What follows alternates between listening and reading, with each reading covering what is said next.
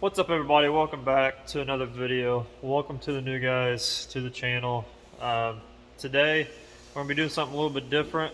The customer is gonna come and look at the mini truck, so we're gonna kind of do something else besides paint today. Today we're gonna be swapping the turbo on the SRT4. This is the new turbo that's going on here. It's an AGP.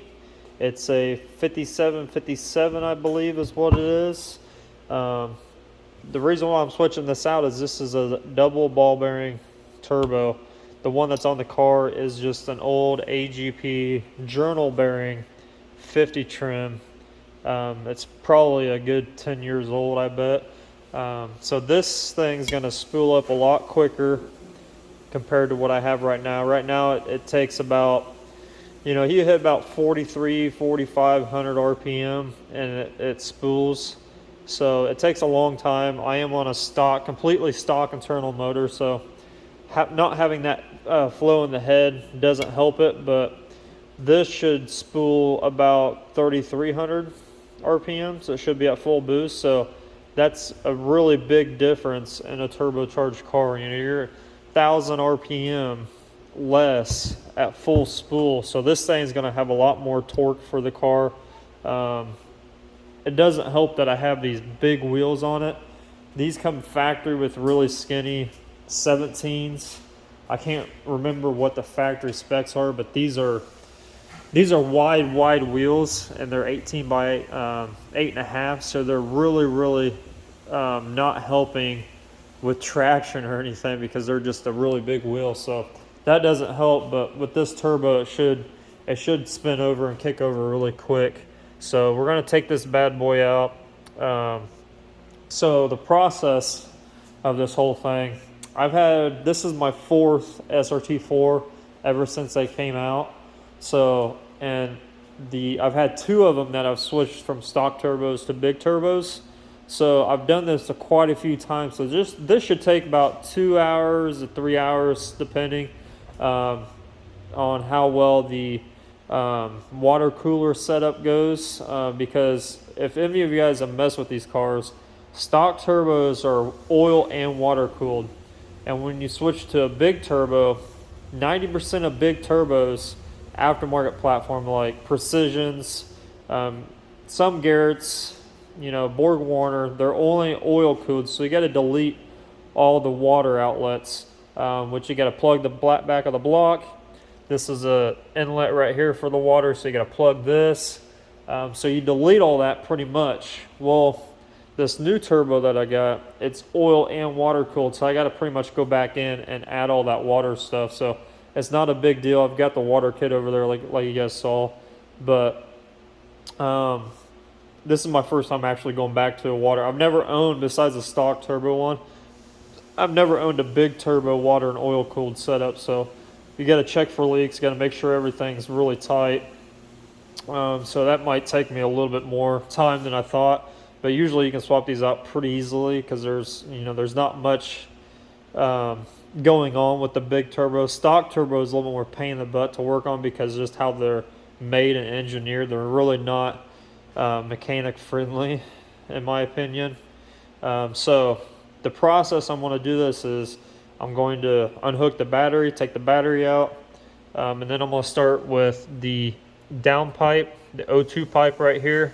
I'm going to take that off, let that drop, and then I'm going to start taking off the oil inlet, and then I'm going to actually start doing the bolts on the manifold, and then I'm going to go to the back pipe or turbo compressor intercooler inlet is back here. You guys can't see it because it's dark, but it's way back there, so I'm going to take that off, and then after that I can get to the oil drain setup. But once this battery's out, it helps a lot with room, so I can sneak this turbo out from here. It is kind of a tight squeeze. This is only a 50 trim, so imagine if you're going like a 62, 66 or something like that, 64, 66, you pretty much have to almost beat this firewall in to get them in there on this turbo. This is a log manifold setup, so every manifold is different. They're made different, so depending on what setup you have, Depends how much room you got back there. But most guys just, they take a hammer and beat this firewall in to get all these in here. So that's the set. That's how I want to do this. And then once I get the turbo out, I can bring it over here. And there's a few things I need to do to this new turbo. One, I need to clock the exhaust housing and the compressor housing, because this came off a Caliber SRT4, so they ran different as far as the setups on how they bolt everything. So I need to clock everything to where everything is for my car, and then I can start with the water setup. We got the front runner from the hose to the turbo is this big one right here. That's pretty much going to bolt on to right here in the front. This is the oil inlet, so I'll do that very last probably. And then the back of the turbo here is going to be the water outlet going to the block. So they gave me a couple of things I can do here depending on what needs to be done, but I've got a banjo bolt right here for the back of the block. And then I'm assuming they want you to use this piece to run it up, and then maybe this piece for the back of the turbo. I'm not really sure yet. I got to kind of figure it out, or this is for the back of it. But I got to figure it out once I get everything off and get everything hooked up and routed. And this, I think, connects the two. So there's some figuring out to do once I get to that point, but I want to start ripping that turbo out first, and then we'll get to swapping everything over, because I do got to swap over the oil drain kit to this turbo. And then once I do all that and figure out and mock this thing up a couple times, once I clock everything, it'll tell me what I need to do according to the back of the block. It is a little bit, it's kind of hard to get to the back of the block if you're not underneath the car. There's just not a lot of room.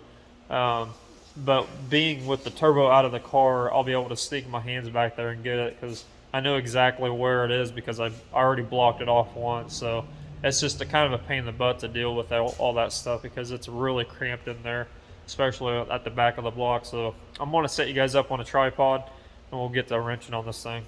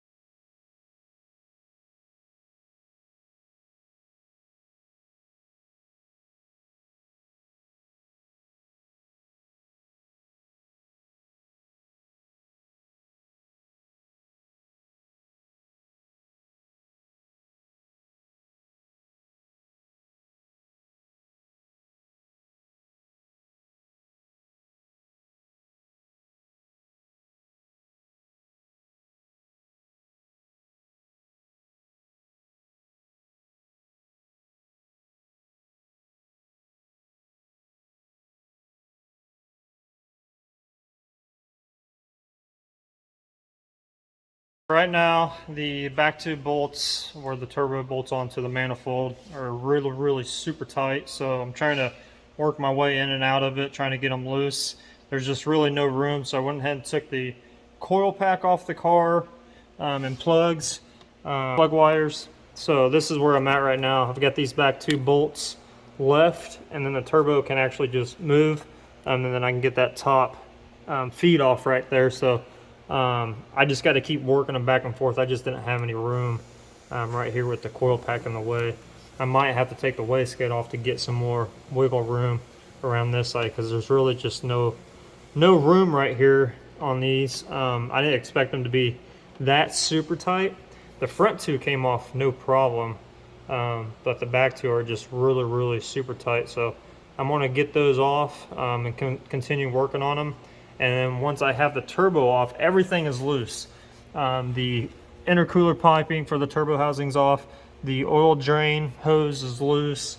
I just got to get these back 2 bolts off. That way I can get to access to this feed and I can just move it out of the way. So really close to having this thing off. I think I've been working on it for like 25 minutes, 30 minutes. So really close, and then I'll pick the camera back up so you guys can see what to do next. All right, so we got the turbo off finally. There's some things we need to swap over, like this oil drain dump and this nipple for the boost controller.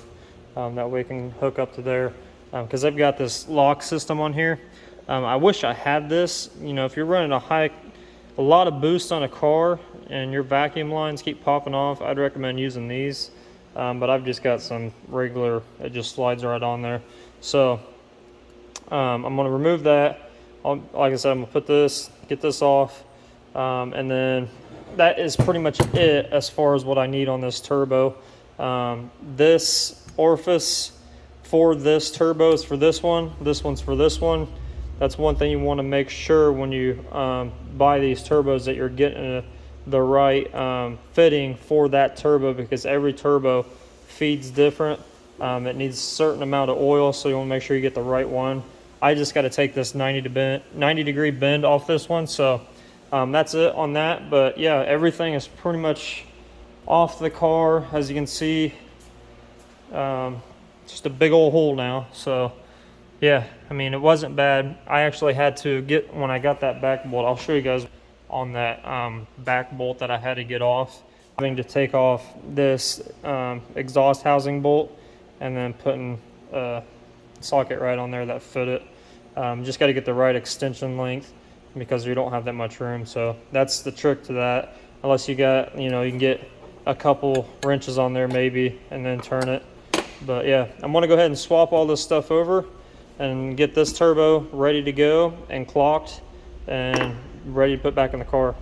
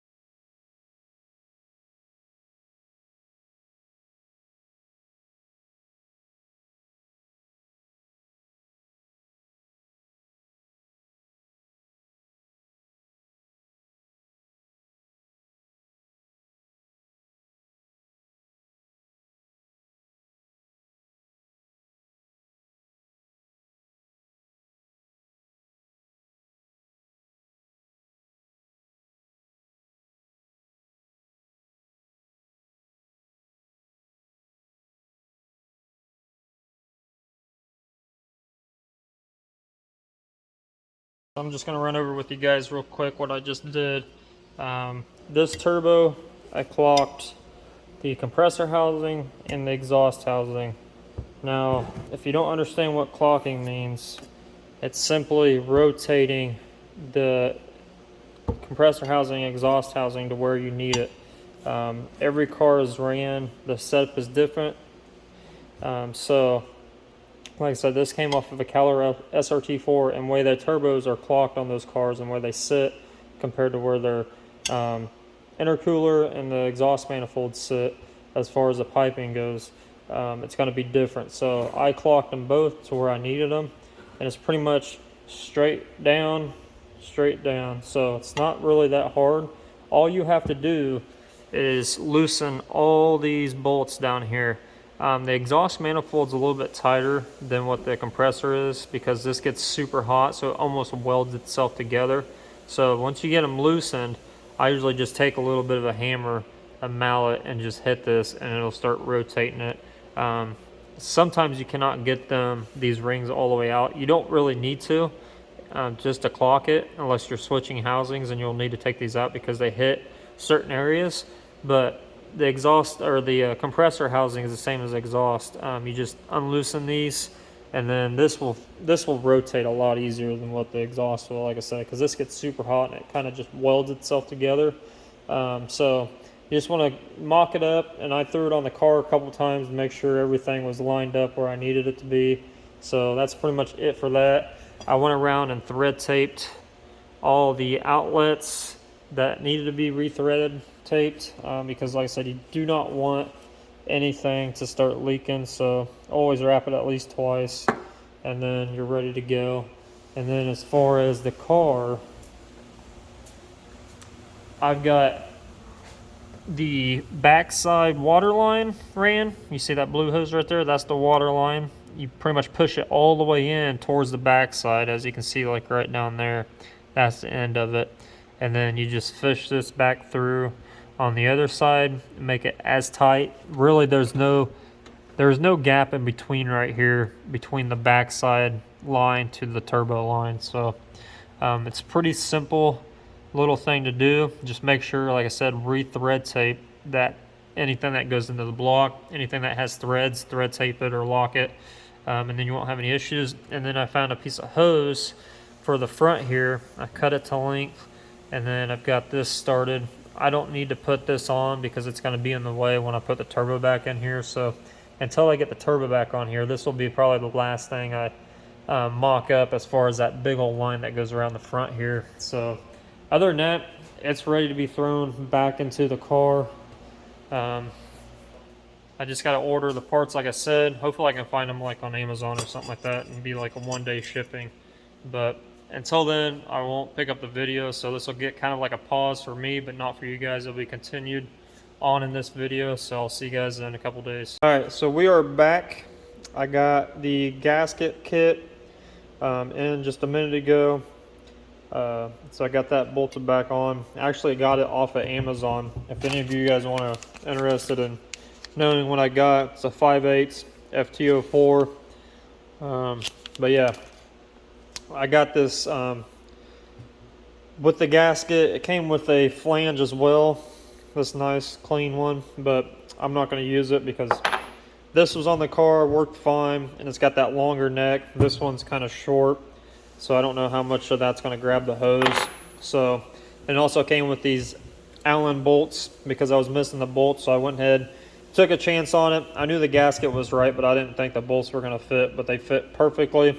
So it was only like, I think it was like 12 bucks or something like that. So got it all back together. So where we picked off from was getting this buttoned up and getting it back on the car, and just pretty much do everything that we just did in reverse from what we just took it off.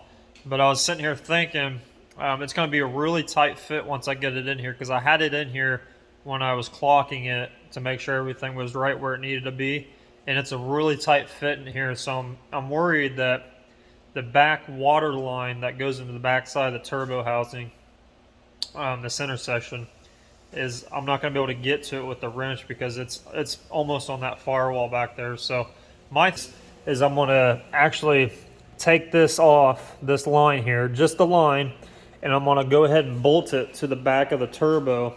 And then that way when I fish everything through here, hopefully it still fits in here and clears everything. That way I can just, you know, put it in there and put it on there. But I don't know, I might just go ahead and try and do it this way and see if it works or not. But it's a really tight fit, so I'm gonna haggle with it. It's gonna take me a few seconds, you know, a few minutes to get it in there and start messing with it, because it did take me a little bit of time to get it that way it was in there without hitting anything and damaging anything. I'm thinking about, like I said, taking that line off and just putting it on the backside of the turbo, but I'm thinking that just sits down way too far. But I'm going to try it at least and see what happens. If it doesn't work, then I'll go back to this way. So I'm going to do that. I'm going to let my camera charge, and I'll put you guys back on a time lapse when it's done. Good morning, everybody. Yes, today's another day. It's actually morning time. I took time off work today. Had something big come and get shipped today, so I had to be here to get it signed and all that stuff. So I just want to show you guys the progress of the SRT, because I did end up finishing it for the most part. So turbo's back in, lines ran, everything's hooked back up. Right now I'm just filling up the oil coolant, or the coolant and the oil. I'm topping off the oil because this thing's going to probably eat some of it, so I put a little bit more in there, and plus it was a little low. It definitely needs an oil change, so I'm going to change the oil after I get it running and making sure everything has no leaks or anything like that. So I'm in that process right now of making sure there's no leaks anywhere, and then going from there. But filling up the coolant, so now is the time that we're going to be starting this thing to verify that there's no leaks at all. If there's any leaks, you got to fix them right now.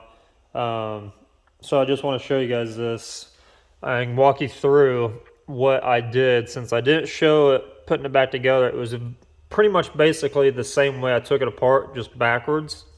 The back line for the water line, the back side of the cartridge of the turbo, I thought it was going to be the most difficult part, because it's really hard to get anything back there, especially a wrench. But that was actually the easiest part.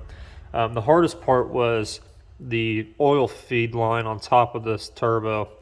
I didn't expect this turbo to be much more, like, just bigger in diameter, but it is. So it's closer to the top of the firewall up here, which made it really hard for this line to get hooked up, because it's steel, so it doesn't bend or anything like that. So I had to actually push the firewall up a little bit and kind of just get it out of the way. On a lot of these builds, if you're doing like anything above 62, or in this case like this turbo, which is a 5757 AGP turbo, you have to beat in this firewall up here just to get the turbo to fit back there, because there's really no room at all unless you've got a custom sidewinder, which turbo will be over here if you do, or if you got a custom top mount where it's not a factory location and it's a custom made log manifold, then it's going to be in a, you know, it's probably going to be lower than up higher. But yeah, I had to do that. So that was the hardest part. Everything else went together really easily. It wasn't much. I didn't film it because it literally took only 45 minutes to get this thing buttoned all back up, to where I had only thing to do was fill up the coolant and the oil. So I didn't really think it was worth showing you guys, because you guys saw it getting taken apart. So it's pretty much the same. Just went through, you know, I did the water coolant line on the backside first. I made sure the hose for the oil drain ran on and hooked up, and that stuff just slides right on. Same way with the intercooler piping for the compressor housing. Made sure that was going to go on there really easy. Got all that stuff buttoned up, and I didn't tighten down the turbo to the manifold all the way. I just kind of finger tightened the bolts. That way the turbo can move around. That way I could just kind of shift it to where I wanted it to be. And I started running like the O2 pipe, the down pipe for the turbo, the oil line on top, made sure all that stuff fit, made sure all that stuff was going to screw in there. And then at the very end, I tightened down the bolts to the turbo to the manifold, which were those 4 bolts that were a pain to take off. But they went on pretty easily. It wasn't too bad putting them back in. I don't know why they were. It was such a pain to get it off, but yeah, I mean, everything else, that's pretty much it. I mean, there wasn't much delay in anything. And then this is the water inlet right here for this. It's kind of crooked. I kind of want to bend it right here. That way it kind of sits more flush. As you can see, it's kind of crooked, but I can probably get that, you know, moved around a little bit. But I just want to make sure the thing fires up. I always, when I'm running, to make sure there's no leaks of any kind, especially with the coolant, I always put just regular water in it. That way, if there is a leak, you're not wasting the coolant that you just bought. Now, when you do this and you find out there was no leaks or anything like that, you don't want to run it for very long. You want to drain it and then put like your 50-50 mixture in there with distilled water and all that stuff. That's just the way I do it because I don't like wasting my coolant. So I've got a jug here just full of water that I'm going to go through and, you know, make sure everything's pretty much buttoned up. The oil is, I've already filled it up. It's full, completely full. And then I might have to touch it up once I get the car running and get the turbo primed. And that's another big thing when you're swapping out. If you're putting a motor in or you're putting anything in it in a car that does not have any oil in it. This turbo has been rained before, but I mean, it wasn't dripping oil or anything like that, so I think it's bone dry. So anytime you want to put a motor in, turbo, whatever, anything that takes oil in a car, you make sure you want to prime it a few times before you just crank it on and, you know, run it, because you want to get that oil flowing in there. So that's the next thing. I want to prime it. I'm going to set you guys up and we're going to get this thing started. So, and then we're going to go and have the fun part of doing a test drive. Sure, if it's full, it's full. If it's not, you know, turn your car back on when the cap is off and start filling it up and just let it get up to temp and let those bubbles just kind of circulate to the surface, because it's going to push all that stuff out.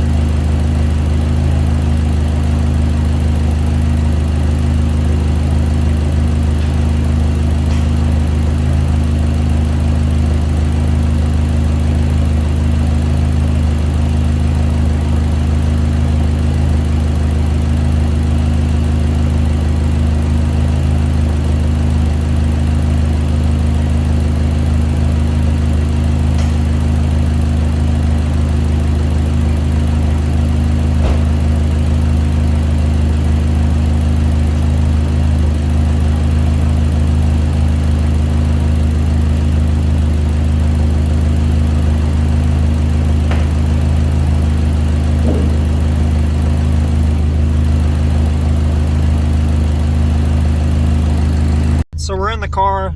The system burped itself out. It got completely warm. We're gonna go drive it, probably make a test hit. I don't plan on blowing this thing up, so I'm not gonna really pull extremely hard.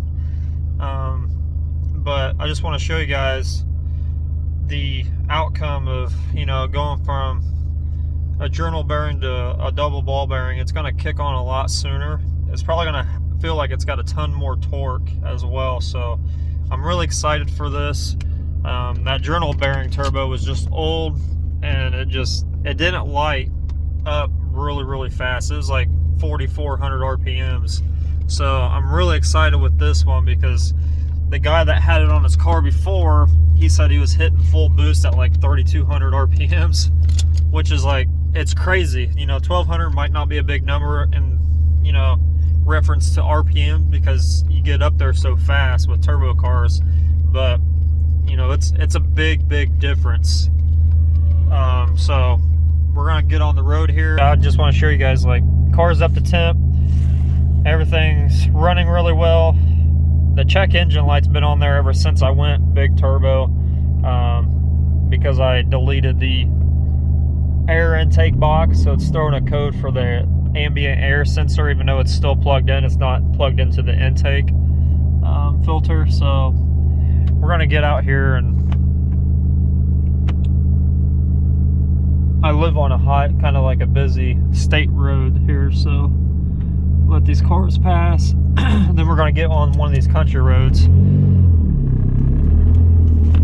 Whoa, it already feels like it's got a bunch of, just by taking off, it feels like it's got a bunch of pep to it.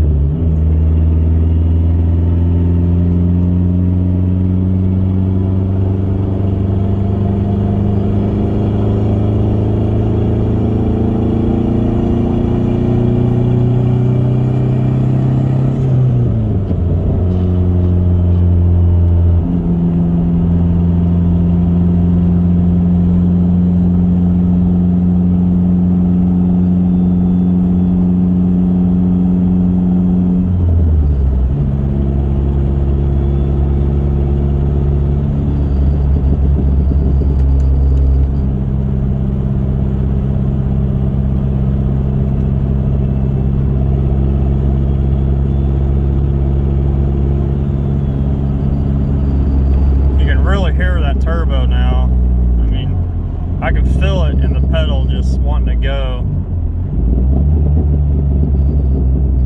I'm gonna turn around here and head back the other way. That way, if anything does happen, if an intercooler hose pipe or something like that pops off and we lose power to the car, I won't be totally stranded. I can still get it back to the shop.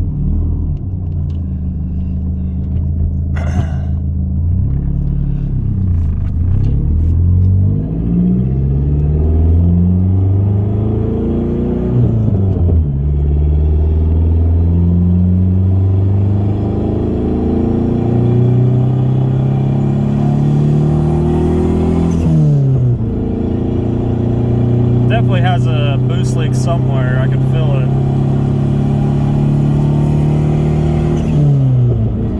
Yeah, it's got a boost leak somewhere, so I'm gonna have to figure that part out. It's not building boost like it should. It's kind of stumbling on itself, so I need to figure out where that boost leak is, whether it's in the exhaust or one of the couplers. I'm gonna try to get that fixed here real quick, but it feels really good though. I mean, it's got a little bit more pep to it as far as taking off goes, but there is something that is kind of not right, I guess you would say, as far as what it should be doing. It's not building the boost like it should, so I'm gonna guess it's probably in one of those bolts on the top side of the manifold of the turbo, because I wanted to get this thing at full boost just to make sure any of the hoses or anything like that don't pop off.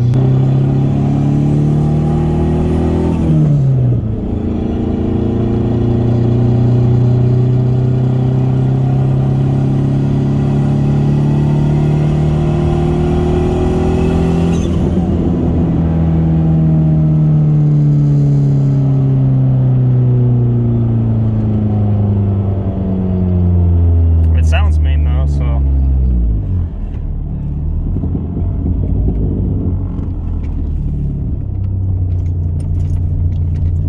it's just not doing what I think it should be doing. The other turbo took off once it hit, you know, like I said, 4400 RPM. So I'm gonna see what's going on with it. We're gonna pop the hood and see if there's any more leaks that I didn't see from beforehand. So let's pop this hood real quick.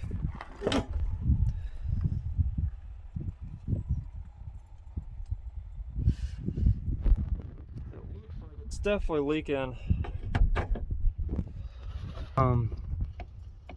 some water maybe right there. Maybe that's just the oil from the turbo smoking off. But oh, that's hot.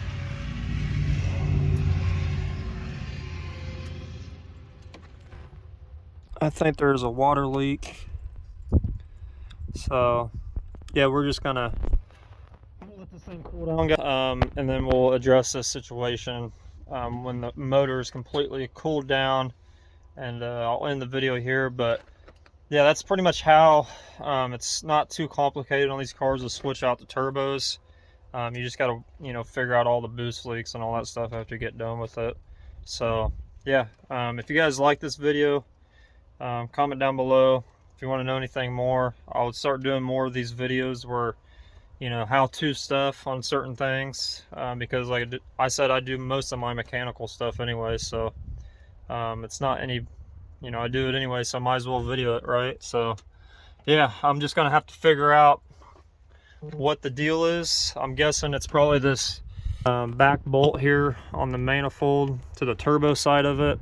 Something is not totally liking it, so I'm gonna have to go through, probably retighten all that stuff down, make sure all that stuff's kosher, and then yeah, we'll just pick it up, and I'll let you know in another video, I guess, how it goes, and take you on another ride along once I figure it out, because it might take me a minute. So I appreciate you guys watching, and I'll see you on the next one.